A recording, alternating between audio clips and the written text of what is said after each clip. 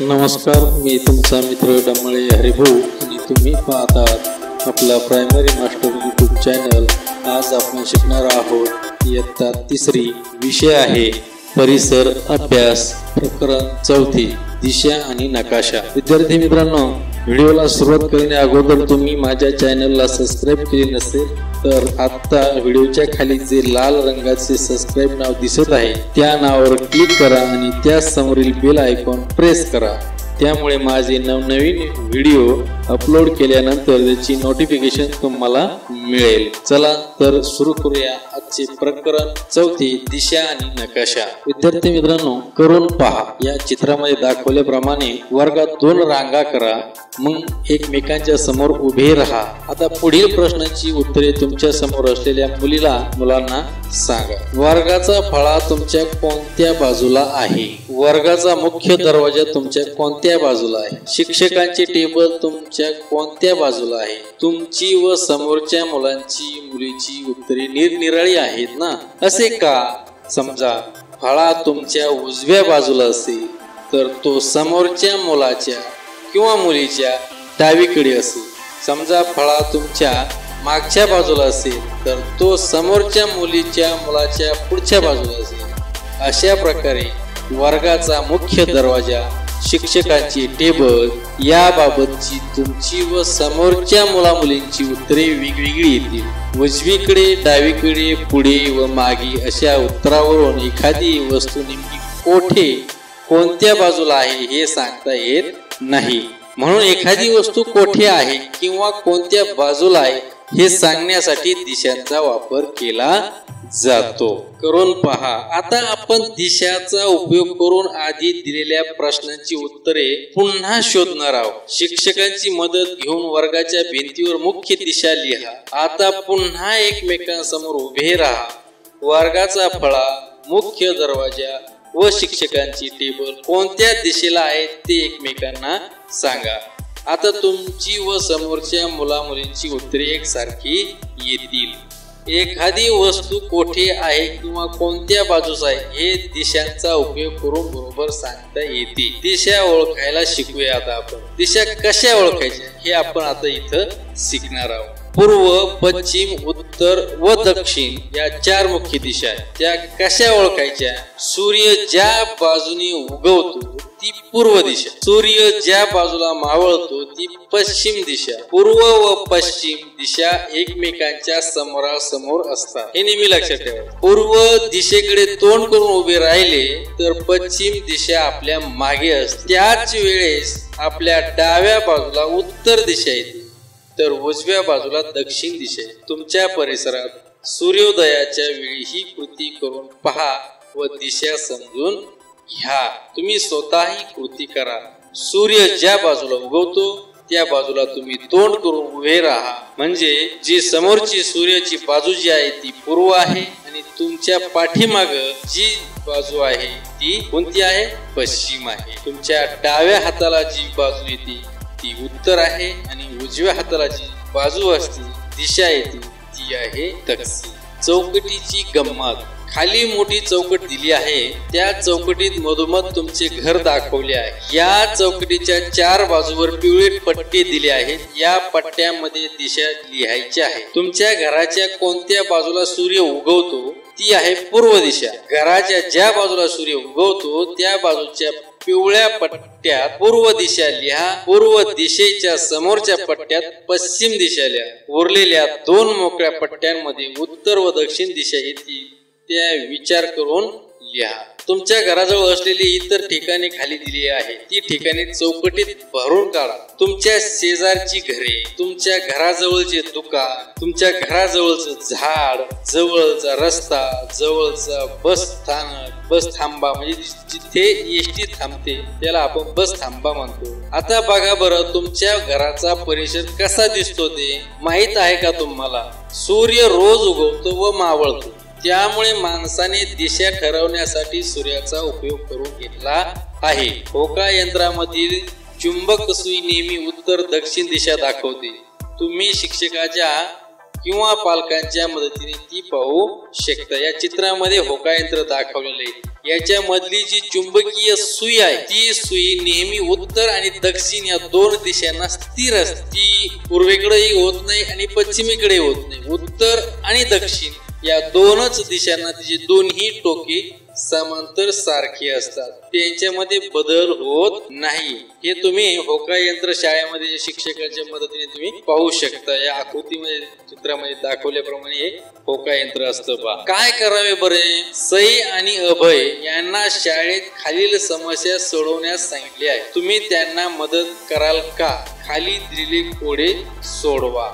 या चित्रात पूर्व दिशा दिली आहे, त्यावरून इतर 3 दिशा पिवळ्या चौकटीमध्ये लिहा। आ. आईस्क्रीमच्या दुकानापासून बस थांब्याकडे जाण्यासाठी कोणत्या दिशेला जावे लागेल? ई. अमीरला आईस्क्रीमच्या दुकानात जायचे आहे, त्यासाठी त्याला कोणत्या दिशेला जावे लागेल? आणि ई. साराला बस थांब्याकडे जायचे आहे, तिला कोणत्या दिशेला जावे लागेल? या तीनही प्रश्नाची तुम्ही उत्तर शोधून शिक्षकांना दाखवा। चला खेळूया। गावाची पूर्व दिशा ओळखा। तुम्ही ज्या गावामध्ये राहता त्या गावची पूर्व दिशा ओळखा। कोणत्या दिशेला काय काय आहे ते समजून घ्या। त्यानंतर वर्तुळात गोल फिरत राहा। आता गट प्रमुखाने सांगितलेल्या दिशेला पटकन तोंड करून उभे राहा, चुकेल तो बाद। अशा पद्धतीने तुम्ही खेळ खेळू शकता। नकाशामधील दिशांचा वापर। नकाशामध्ये दिशा दिलेल्या असतात, त्यासाठी नकाशात दिशाचक्र दिलेले असते, त्यावरून नकाशातील दिशा समजतात। नकाशा वाचण्यापूर्वी त्यातील दिशा तुमच्या परिसरातील दिशांशी जोडून घ्यायच्या असतात। उदाहरण, नकाशातील पूर्व दिशा ही परिसरातील पूर्व दिशेशी जोडून घ्यावी लागते। असे केल्यामुळे नकाशामधील ठिकाणे नेहमी कोणत्या दिशेला आहेत हे तुम्हाला लगेच कळेल। पाठ्यपुस्तकातील नकाशे वाचताना सुद्धा हीच पद्धत वापरा। जरा डोके चालवा। उगवत्या सूर्याकडे तोंड करून उभे राहा। आता तुमचा उजवा कान कोणत्या दिशेकडे असेल? डावा कान कोणत्या दिशेला असेल? या प्रश्नाची उत्तर तुम्ही शिक्षकांना द्यायची, तुमच्या वहीमध्ये लिहायची आहे। सूर्य मावळताना तुमची सावली कोणत्या दिशेला पडेल? जिल्हा,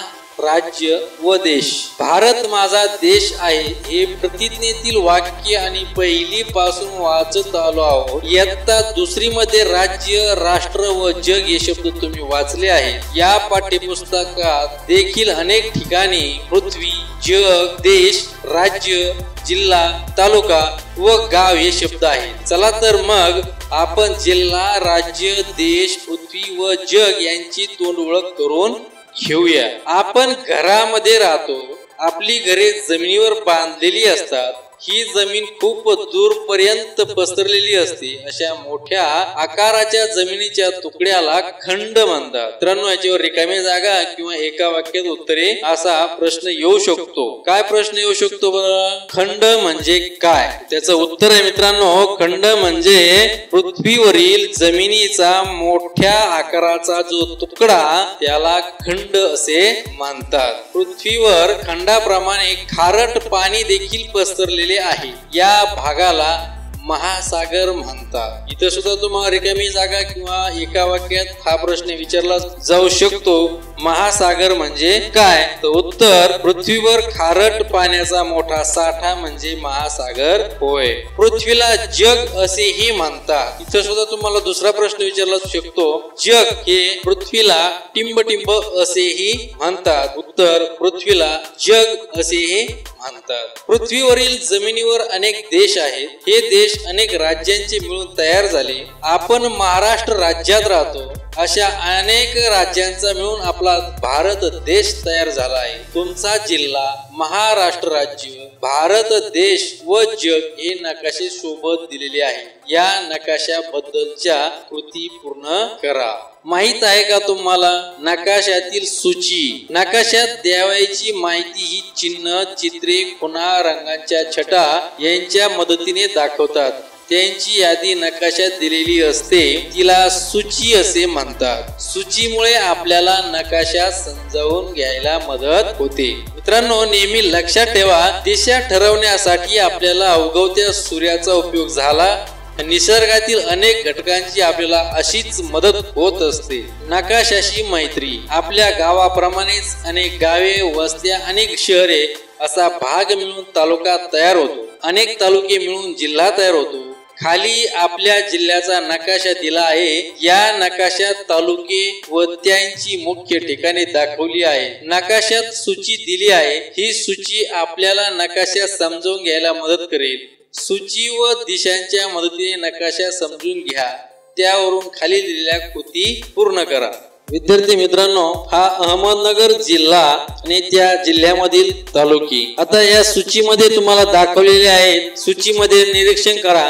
जिल्हा सीमा कोणत्या सिम्बॉलने म्हणजे कोणतं चिन्ह आहे, जिल्हा सीमा जी आहे ती कोणत्या चिन्हाने दाखवलेली आहे आणि जी तालुक्याची सीमा आहे बॉर्डर ती कोणत्या चिन्हाने दाखवलेली आहे. मुख्य जिल्हा ठिकाण जे आहे ते कोणत्या चिन्हाने दाखवलेलं आहे आणि तालुका मुख्य ठिकाण जे आहे ते कोणत्या चिन्हाने दाखवलेलं आहे. यावरून आपल्याला नकाशामध्ये जे दाखवलेले आहे जिल्हे, तालुके आणि त्यांची सीमा त्या चिन्हावरून आपल्याला समजते. आता नकाशामध्ये तुमचे गाव कोणते व ते कोणत्या तालुक्यात येते हे तुम्ही शोधा. तुमच्या तालुक्याला लागून असणाऱ्या तालुक्यांची नावे लिहा. तुमच्या जिल्ह्याचे मुख्य ठिकाण कोणते आहे ते लिहा.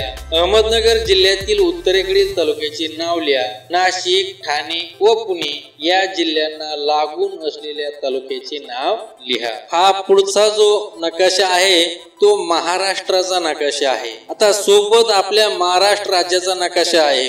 त्या वेगवेगळे जिल्हे दाखवलेले आहेत. आपण आता अगोदर अहमदनगर जिल्ह्याचा नकाशा पाहिला आणि अहमदनगर जिल्ह्यामध्ये किती तालुके आहेत ते अभ्यासले आणि आता आपण किती जिल्हे आपल्या महाराष्ट्रात आहेत आणि त्या अनेक जिल्ह्याचा मिळून महाराष्ट्र तयार झालेला आहे. अशा प्रकारे हा समोर महाराष्ट्राचा नकाशा आहे. या नकाशात राज्याची राजधानी मुंबई आणि उपराजधानी नागपूर दाखवल्या आहेत. इथं पण तुम्ही सूचीचं निरीक्षण करा. जी महाराष्ट्राची जी बॉर्डर आहे, जी सीमा आहे ती कशी दाखवलेली आहे, कोणत्या चिन्हाने दाखवलेली, ते जी रेषा आहे ती कशी थोडीशी जाड वापरलेली आहे आणि तुटक दाखवलेली आहे. जे आतमध्ये महाराष्ट्राच्या आतमधले जे जिल्हे आहेत त्या जिल्ह्याच्या ज्या सीमा आहे ती सुद्धा बॉर्डर जी दाखवलेली आहे ती अशी छोट्याशा बारीक रेषेने दाखवलेली आहे. राज्याची राजधानी जी दाखवलेली आहे मुंबई, ती मुंबई अशी काळा मोठा टिपका दाखवलेला आहे गोल आणि त्या खालोखाल जी उपराजधानी आहे नागपूर ती पण काळ्या टिपक्याने, छोट्या काळ्या टिपक्याने दाखवलेली आहे. आणि माझा जिल्हा जो आहे तो चौकोन त्याला तुम्ही करायचा आहे. नकाशात आपला जिल्हा शोधा आणि तो तुम्ही रंगवा. तुमचा जो जिल्हा आहे तो तुम्ही रंगवून काढायचा. तुम्ही ज्या जिल्ह्यामध्ये राहतो, उदाहरणार्थ मी अहमदनगर जिल्ह्यामध्ये राहतो म्हणून मी अहमदनगर जिल्हा रंगवून काढेल. सूचीत आपल्या जिल्ह्याची चौकट दिली आहे तीही त्याच रंगाने रंगवा. तुमच्या जिल्ह्याचे नाव सूचीत माझा जिल्ह्याच्या पुढे लिहा. आपल्या जिल्ह्याच्या शेजारी असलेल्या जिल्ह्यांची नावे खालील चौकटीत लिहा. आपल्या जिल्ह्याच्या शेजारी जे जिल्हे आहेत त्यांची नावं तुम्ही तिथे लिहा. विद्यार्थी मित्रांनो, अगोदर आपण जिल्ह्याचा नकाशा पाहिला, नंतर महाराष्ट्राचा नकाशा पाहिला. आता खाली आपल्या समोर जो नकाशा दिसत आहे तो आहे भारताचा. देशाची जी राजधानी आहे त्या राजधानीचं नाव आहे दिल्ली आणि या भारत देशामध्ये पहा हे राज्य दाखवलेले जातात. आपण अगोदर जिल्हे पाहिले, जिल्ह्यामध्ये तालुके पाहिले, नंतर महाराष्ट्र राज्य पाहिलं, राज्यामध्ये जिल्हे पाहिले. आता पूर्ण देश, पूर्ण भारत देशाचा नकाशा आणि त्याच्यामध्ये राज्य आणि राज्यामध्ये जिल्हे, जिल्ह्यामध्ये तालुके, तालुक्यामध्ये गाव, अशा प्रकारे आपला देश बनत जातो.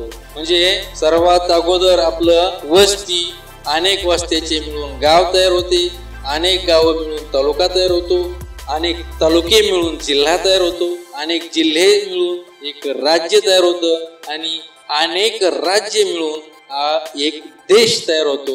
आणि असे अनेक देश एकत्र येऊन एक खंड तयार होतो आणि असे अनेक खंड एकत्र येऊन जग तयार होतं. या भारत देशाचं नकाशाचं तुम्ही चांगलं निरीक्षण करा. याच्यामध्ये सुद्धा सूची दाखवलेली आहे. आंतरराष्ट्रीय सीमा कशा दाखवलेल्या आहेत, राज्याची सीमा कशी दाखवलेली आहे आणि देशाची राजधानी कोणत्या सिम्बॉलने कोणत्या चिन्हाने दाखवलेली आहे ते पहा. पुढे आहे आपल्या देशाच्या नकाशात आपले महाराष्ट्र राज्य शोधा आणि ते तुम्ही रंगवा.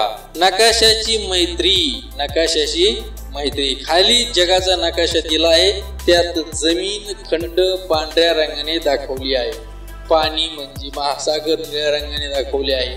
जगातील जमीन व पाण्याचा भाग एकाच वेळी दिसावा त्यासाठी हा विशेष नकाशा तयार केला आहे. पहा, हा आपल्या पूर्ण जगाचा नकाशा आहे. इथं दक्षिण अमेरिका आहे, इथं आफ्रिका आहे, इकडं युरोप आहे, आशिया आहे, या आशिया खंडामध्ये भारत आहे, या साईडला ऑस्ट्रेलिया आहे, उत्तर अमेरिका. अशा प्रकारे पूर्ण जग दाखवलेलं आहे आणि जे निळ्या रंगाने दाखवलेलं आहे ते पूर्ण पाणी आहे.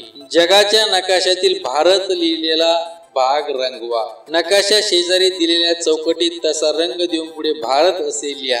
हा आपला देश आहे. मित्रांनो, आपण काय शिकलो बरं या प्रकरणामध्ये, या धड्यामध्ये? मुख्य दिशांची ओळख शिकलो, नकाशातील दिशाचा क्रम, दिशांचा उपयोग, नकाशातील दिशा चक्राचा उपयोग शिकलो, नकाशाच्या आधारे जिल्हा, राज्य, देश यांची ओळख करून घेतली. विद्यार्थी मित्रांनो, अशा प्रकारे आपण हा पाठ अभ्यासलेला आहे, या प्रकरणाचा आपण अभ्यास केलेला आहे. तरी विद्यार्थी मित्रांनो, हा जर व्हिडिओ तुम्हाला आवडला तर सबस्क्राईब करा, लाईक करा आणि शेअर करा. धन्यवाद.